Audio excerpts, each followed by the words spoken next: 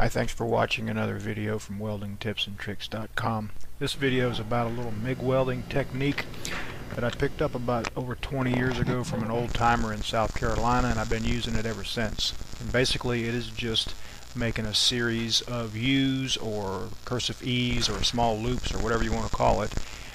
In your mind's eye, you just try to make the same distance loop every time.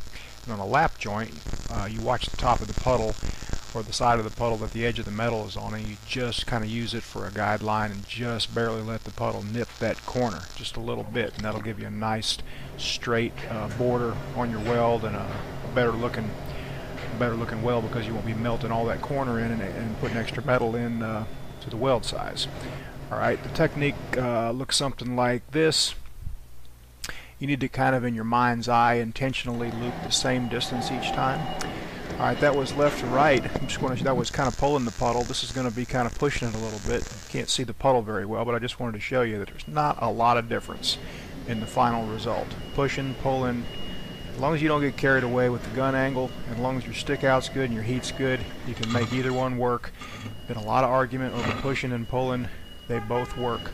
Alright, so there are some differences in, some subtle differences in penetration and everything, but sometimes you have to weld right to left, sometimes you have to weld left to right, sometimes things are in your way. Same technique, same exact technique, works both ways. There's a T-joint. I'm going to do the same thing here. Now you'll notice here the stick out's a little long. That's because I was trying to weld around the camera and I couldn't really see it that well, but you'll see when the lens is lifted, it's a pretty good result anyway. So it's pretty forgiving if you have everything else set up right. You see that looks familiar? Same technique, just barely loop back into the puddle. Works on multi-pass welds just as well as single pass welds. Anything horizontal, overhead, flat. Another little tip for you: if you want to pick up your travel speed, don't overlap into the puddle, and just pause slightly at the top and make a series of U's, not overlapping into the puddle at all, and then you'll actually pick up your travel speed by about 50%.